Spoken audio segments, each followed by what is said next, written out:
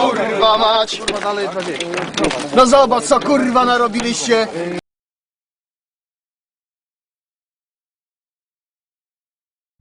Siema, Misiek z tej strony. Dzisiaj wam pokażę całą procedurę, dlaczego wykonałem rebal w Samsungu A55 w celu uzyskania danych. W tym Samsungu A55 nie chodziło o to, żeby mierzyć wszystkie napięcia na płycie jak choinkę na święta. Tu najważniejsza była sekwencja startowa.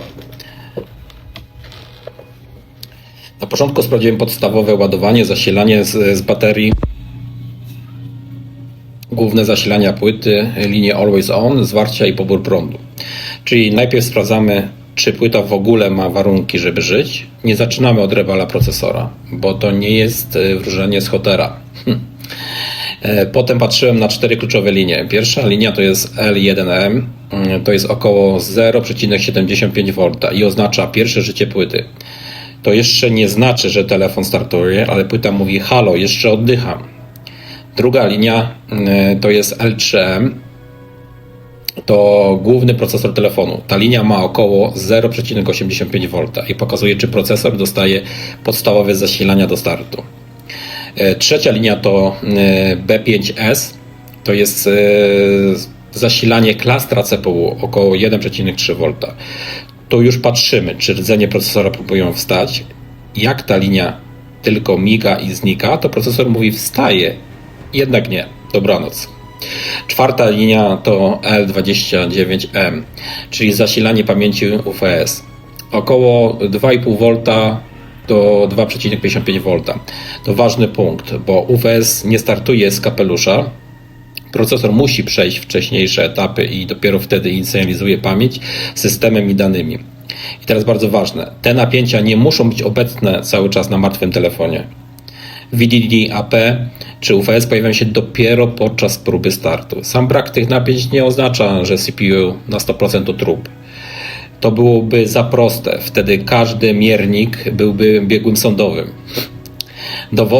Dowodem była cała chronologia, podstawowe zasilania i Always On były sprawdzone i nie było klasycznego zwarcia. Płyta po uszkodzeniu mechanicznym zatrzymywała się bardzo wcześnie w sekwencji AP CPU, a po rebalu procesora ta sama płyta przeszła dalej i uruchomiła UFS i telefon wstał. Czyli nie jeden pomiar udowodnił CPU, udowodnił to powrót prawidłowej sekwencji startowej po rebalu.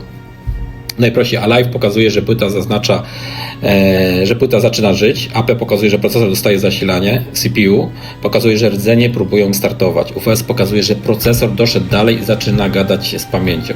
Nie magia, nie zgadywanie, logika sekwencji startowej i praktyka board level. Wcześniej były pokazane te pomiary, które zrobiłem na płycie głównej.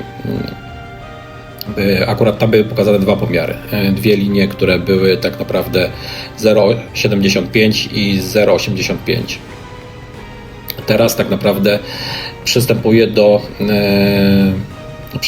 do markerowania procesora, bo będę go po prostu wyjmował z tej płyty głównej i za pomocą skalpela sobie po prostu robię znaczniki. Tak? Bardzo mi to ułatwia później całą procedurę montażu tego procesora po rebalinku. Delikatnie zeskrubuję po prostu laminat, który jest na płycie głównej w kolorze niebieskim. Musimy to robić bardzo precyzyjnie, dlatego żeby nie uszkodzić ścieżek, bo w innym przypadku będziemy robili drutowanie. Jak widać, już tutaj zaznaczone są markery. Jest oczywiście marker też zaznaczony przez producenta, tak? Ten złoty gold, który widzimy. I tutaj też pokazuje, żeby poznaczone są. I drugi marker też jest. Nie zawsze płyty główne mają markery. Musimy o tym pamiętać przed wyjęciem. Teraz zabezpieczam płytę główną taśmą, żeby nie grzać niepotrzebnie innych elementów płyty głównej. Czyli robimy sobie takie stanowisko operacyjne, pole operacyjne. Teraz tak, tutaj pozostałości cyny, które zostały po usunięciu tego covera, tego shieldu, który zabezpiecza te układy, czyli procesor, pamięć i resztę układów, które są potrzebne. Teraz dobieram sobie odpowiednie narzędzia, dzięki którym będę mógł tak naprawdę ten procesor wyjąć. A tą cenę też usunąłem po to, dlatego żeby lepiej narzędzie weszło pod procesor. Tak. No i teraz grzejemy 380 stopni, 120 nawiew, ruchy kuliste. No i powolutku staramy się włożyć pod procesor. Jak widzimy, tutaj cyna nam wychodzi i tak dalej spod procesora. Dobrze jest sprzątnąć tą cynę, tak? Bo później są problemy, bo kilka kondensatorów, cewek, rezystorów się złączy i mamy problem, tak naprawdę. Nie spieszymy się.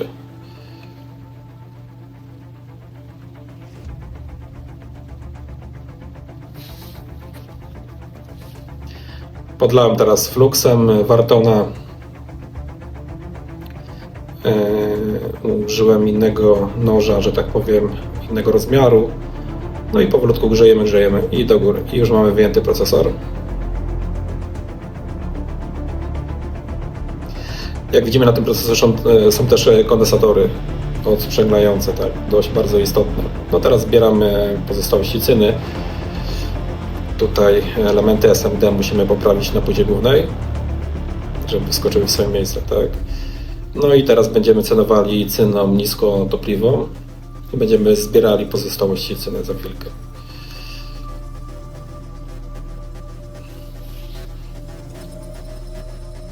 No, staramy się to robić, tutaj oczywiście film jest przyspieszony, tak, ale staramy się to robić bardzo precyzyjnie, tak, żeby nie sprzątnąć jakiegoś rezystora, a później na płyta nie wstanie, tak.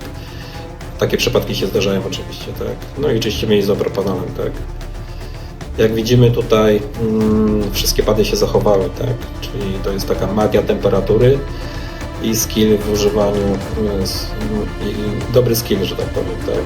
No i przerobienie sporej ilości płyt głównych, tak, dlatego że są przypadki, że możemy wyrwać te pady, tak.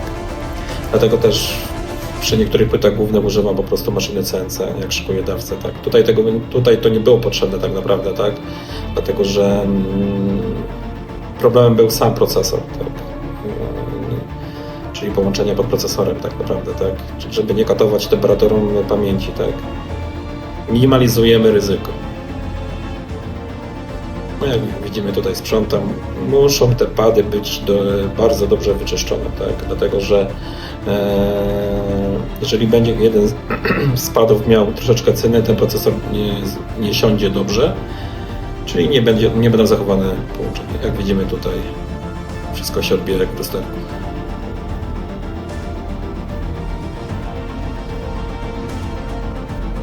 Teraz tak, czyścimy procesor z pozostałości kleju. Jak widzimy, jest bardzo tego dużo. I tutaj tak, ten procesor ma kondensatory odsprzęglające.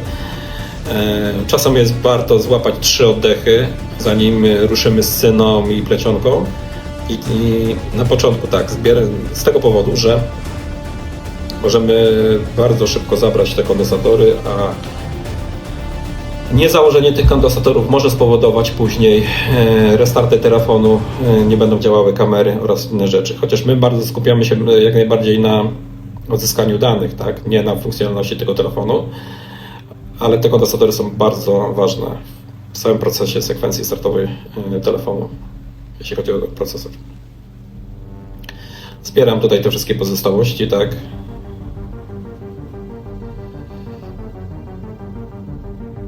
No i oczywiście tutaj jest żonglowanie też temperaturami różnymi, tak? Tak samo jak na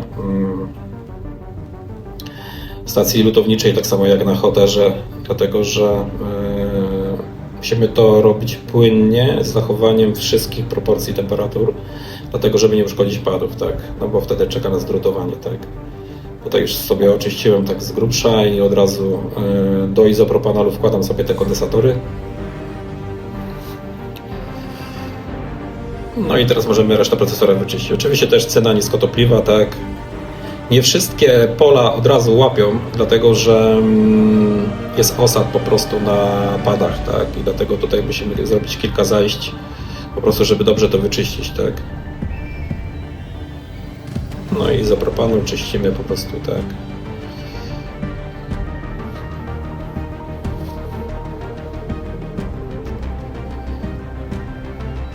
Ja używam tutaj dużych temperatur, tak, ale jak zauważyliście, ja odsuwam hota od procesora, tak, na sekundę przesuwam i odsuwam, tak, żeby niepotrzebnie nie grzać procesora, tak. No i tutaj szczoteczką taką magnezową po prostu czyścimy z izopropanolem i już mamy picadillo.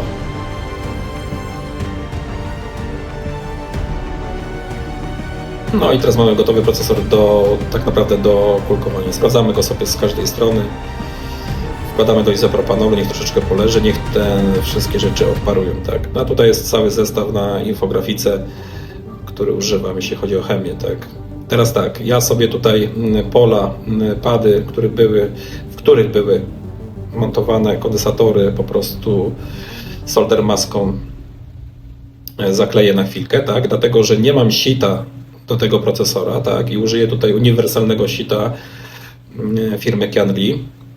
Tutaj światłem ultrafioletowym od razu solder maska szybko łapie.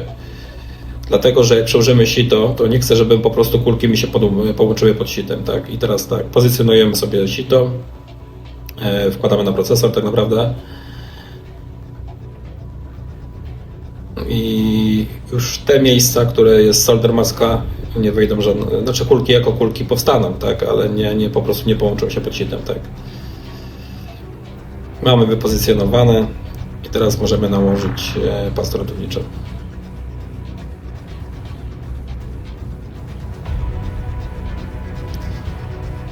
Pasta nałożona, ściereczką wycieramy, na to kładziemy szkło hartowane, żeby się to nam po prostu pod wysoką temperaturą nie wyginało się, tak. Bez tego też da radę zrobić, tak. Do tej pory cały czas tak robiłem. No i to wysoka temperatura, związki chemiczne, które się wydzielają pod sitem, jak widzimy tutaj, podnoszą tą temperaturę tak naprawdę. No i mamy zakulkowany układ, tak. Sprawdzamy sobie, robimy szybką inspekcję też, tak, czy któreś kulki się nie połączyły, czy jakieś nie zostały. Dajemy flux i grzejemy. Kilka obrotów, szybko. Dobrze pod kątem procesor wziąć, wtedy ten flux nam spłynie, tak. Jak widzimy, dwie kulki nam się połączyły, tutaj używam ostrego skalpela, duże przybliżenie, tak. No i tutaj dajemy hota tak naprawdę i jak podgrzejemy, to te kulki trafią na swoje miejsce, tak, rozłączą się, tak. No takie sytuacje się zdarzają, tak. A nie ma sensu znowu robić od początku rebalingu, no bo to jest znowu następne grzanie procesora, tak. Dajemy flux, znowu grzejemy i mamy zakulkowany procesorek.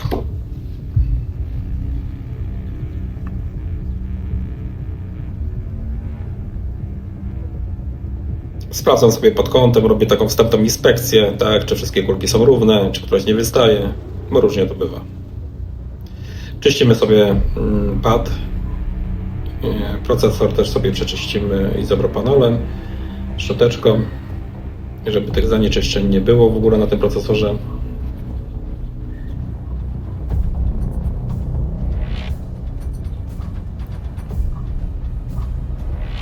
No i mamy zrobione, tak. Teraz tak, pozbywamy się solder maski, tak, skalpel ostry tak naprawdę i odsłaniamy te wszystkie pady, które zostały zakryte, tak, podczas rebalingu, tak. Bo w te miejsca trafią teraz kondensatory.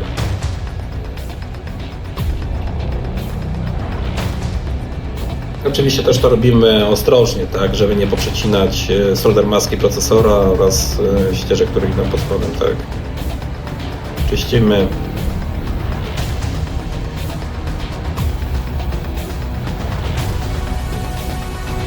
Tutaj jest też dobrze używać tą solder maskę, która nie jest z tych najmocniejszych, bo jest solder maska, która łapie w 3 sekundy, tak, robi się, że tak powiem, skała z tej solder maski, tak. Tutaj używam takiej pośredniej solder maski, którą można łatwo usunąć, tak.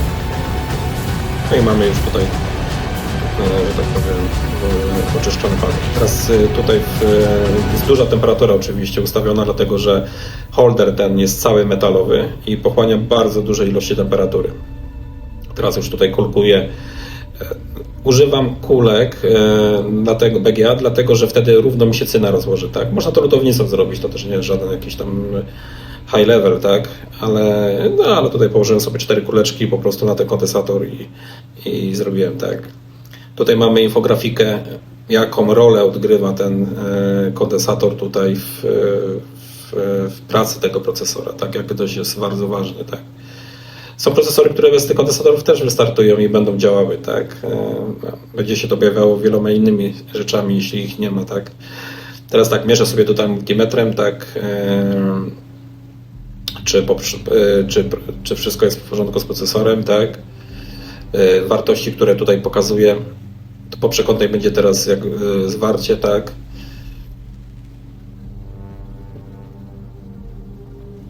I te same wartości później sobie sprawdzę po włożeniu kondensatora, bo jeżeli na przykład kondensator nam strzelił, tak, no to będziemy mieli na każdym, że tak powiem, pinie, na każdym padzie będzie po prostu zwarcie, tak. To jest dość bardzo ważne też przed i po. No i tutaj już montujemy sobie kondensator odsprzęglający.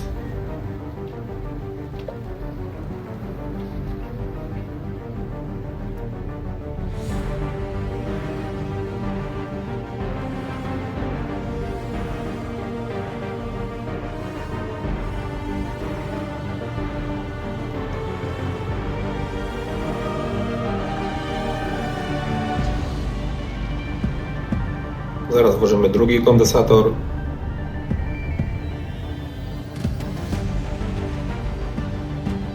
Bardzo dużo mam zabawy z regulacją na mikroskopie czasem ostrości, tak. No i tutaj już poczekałem oczywiście chwilkę teraz, żeby płyta trochę ostygła, tak. Czy płyta, procesor.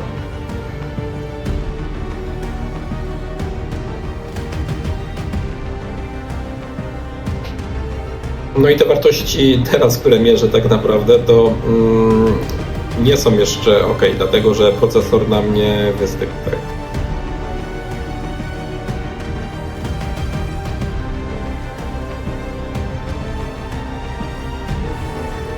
Teraz tak, będziemy montowali no nie nagrałem tego włożenia drugiego kondensatora, ale generalnie obydwa kondensatory zostały włożone, tak? No i generalnie sprawdzamy te kondensatory dopiero wtedy, kiedy procesor ostygnie, tak? Teraz nałożyłem flux na te pady, tak? I teraz będziemy montowali sobie procesorek.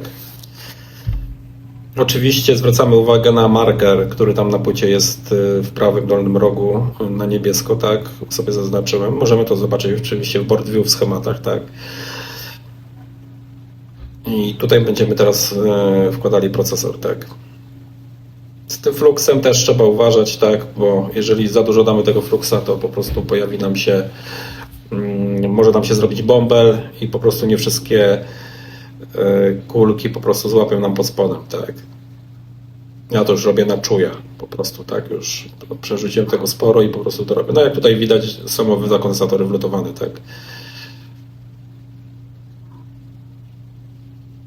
Sprawdzam sobie, czy ten procesor, czy tam nie ma jakichś zanieczyszczeń różnych i tak dalej, czy wszystkie kulki są w porządku. Jak jest ok, to po prostu go wkładamy, tak? Tutaj ten procesor będzie osadzany za pomocą HOTA, tak? Tak naprawdę mógłbym to włożyć na stację PGA, ale już po prostu kilka zrobiłem takich telefonów i mam jakiś tam skill do tego i wiem, że to mogę zrobić bardzo szybko, tak? I będzie ok.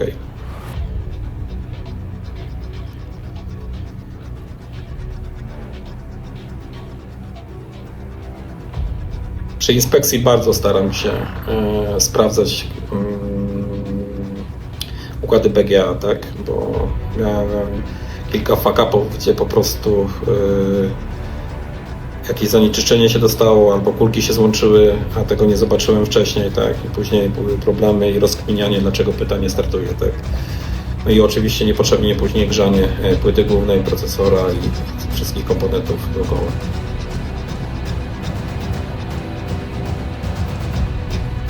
Wypozycjonowanie procesora jest dość bardzo ważne tutaj, tak? Żeby każda kulka trafiła w swój pad. Tak? Oczywiście, że jeżeli tam będzie 100 mm przesunięcia procesora, to i tak polaryzacja, napięcie powierzchniowe po prostu ściągnie ten procesor, tak? I to nie będzie żadnego jakiegoś tam problemu, tak? To, że jak jest bardzo, jeżeli jest bardzo duże, tak?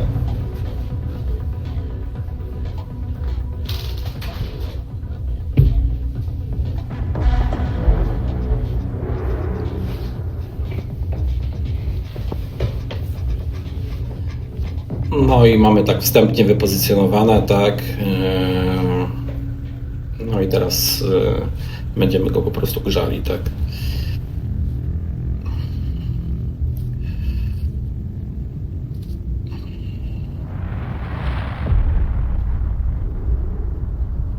Delikatnie można go docisnąć, tak. To, co mówiłem, że jeżeli damy dużą temperaturę, to czasem może powstać bąbel pod spodem, jeżeli procesor jakby jest trochę taki zawieszony na tym fluksie, czyli tego fluksu było za dużo, tak? No i wtedy nie złapią nam wszystkie kulki, no i wtedy rebaling jeszcze raz trzeba zrobić tak naprawdę.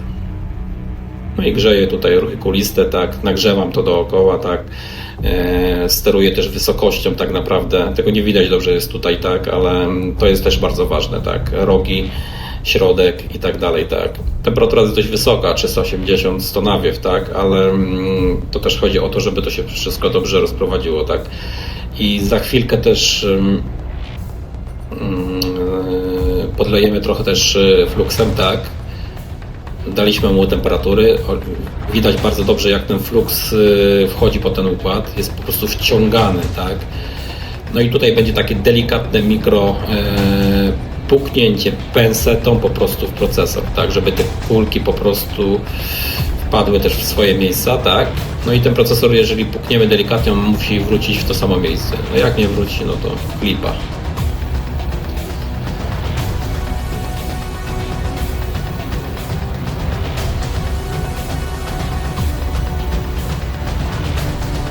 No i tu będzie za chwilkę pokazane.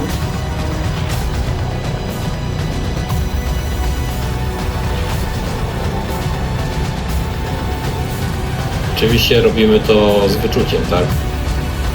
Nie możemy, że tak powiem, pieprznąć w to i ma wrócić, tak? To musi być bardzo delikatnie zrobione, tak? No i teraz mamy osadzony, teraz procesor, płyta główna musi troszeczkę wystygnąć, tak? I robimy teraz inspekcję zewnętrzną, płyta jest wyjęta poza stanowisko stołu i sprawdzam sobie po prostu, jak siadły wszystkie kulki, tak? Czy równe, wszystkie rogi są dobrze osadzone procesora i tak dalej. To też jest dość bardzo ważne, tak? Jak widać, tutaj jest wszystko ok. Ale przy takiej inspekcji też sprawdzamy oczywiście, czy gdzieś nam cyna nie złapała, tak? Po prostu na jakimś kondensatorze i tak dalej. Miałem tak nieraz i musiałem po prostu i kminiłem, dlaczego tak by się stało, tak? Że mi na przykład płyta nie wstaje, tak? No i teraz tak, wkładamy płytę już od razu do telefonu. Oczywiście płyta wystygła, tak? Była chłodzona. I teraz sprawdzimy sobie start telefonu, tak.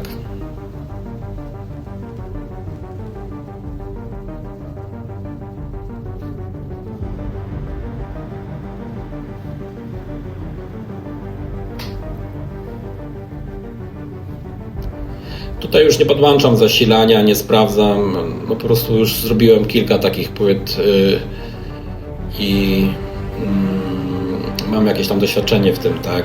Można by było teraz podłączyć po prostu zasilacz, jest pobór prądu i tak dalej, tak. To oczywiście później zrobiłem, tak. Tutaj istotą było odzyskanie danych, tak, nie dalsze użytkowanie telefonu, tak. Na tym polega właśnie odzyskiwanie danych, tak. Że minimalizujemy ryzyko, tak, bo można by tutaj jeszcze, nie wiem, jeżeli na przykład tutaj by Wi-Fi nie działała, albo na przykład Bluetooth, albo którejś kamery, to nie skupiamy się nad tym, tak, tutaj jest, istotą jest odzyskanie danych dla klienta, tak. Jak tutaj widzimy teraz telefon bardzo dobrze reaguje. Oczywiście nie katuję tutaj dalej tej płyty, bo muszę termopady założyć, tak, ale sprawdzam sobie, czy matryca reaguje na dotyk i czy wszystko jest po prostu w porządku, tak, a tutaj mamy podgląd na tą płytę, którą żeśmy robili, tak.